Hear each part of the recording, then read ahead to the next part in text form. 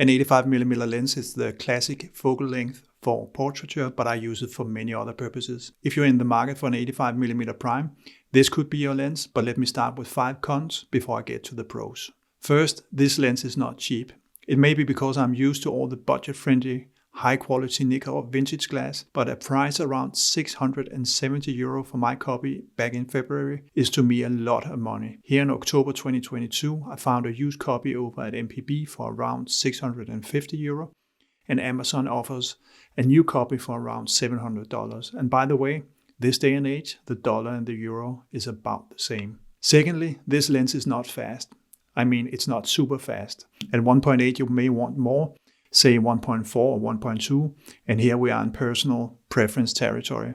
I will say that I find I can get a lot of background blur, even when the subject and the background are close, but if you need a fast lens, then 1.8 may not be enough for you.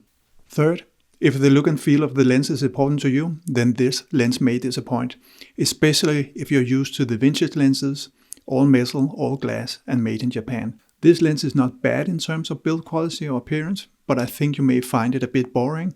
Just like sticking your tongue out the window, it doesn't really taste of anything. There is a switch to move between manual and automatic focus, plus a large, nice configurable control ring, but other than that, the lens is just a black metal tube with a flimsy lens hood made of plastic. That's it. No golden ring, no programmable buttons, no switch for VR. You have to rely on the VR in the camera body.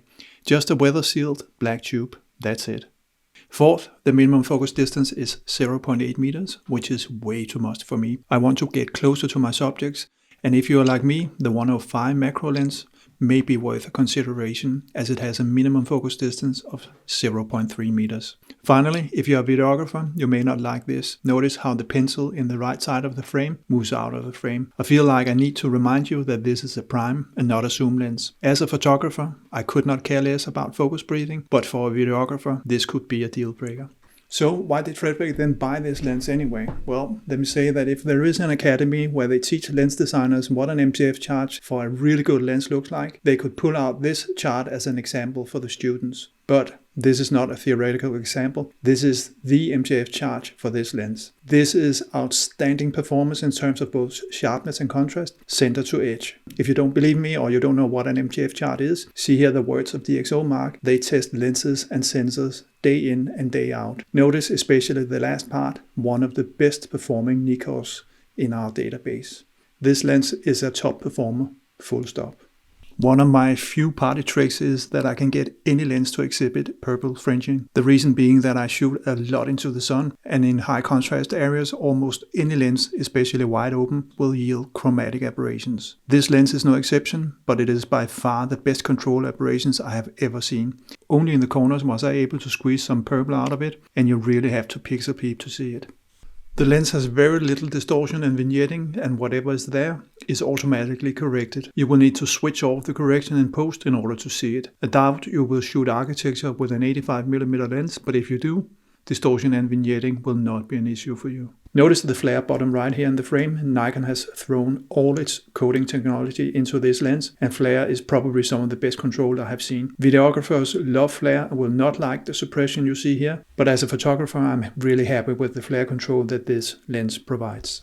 The lens comes with 9 rounded blades, and I appreciate that rounded blades are necessary to get good bokeh. But it comes with a price, the price being the quality of the sunstars, and I really don't like the sunstars that this lens produces. I do respect the prioritization of bokeh for a portrait lens, but I wish the lens producers would give us 2 sets of aperture blades, one straight and one rounded, and a button to select between the two. Color rendition is very subjective, and I am in general cautious to comment on this in a lens review. If you in general like the way Nikon lenses renders colors, then this lens will not disappoint you. You could fear that all the coating this lens has would influence the color rendition, but as far as I can tell, this is not the case. The autofocus is both silent and fast, maybe not as fast as you want for, say, wildlife, but for portraiture, I think this is all you need. I don't think any autofocus motor is completely silent, but this one is very discreet, even when you shoot in continuous focus.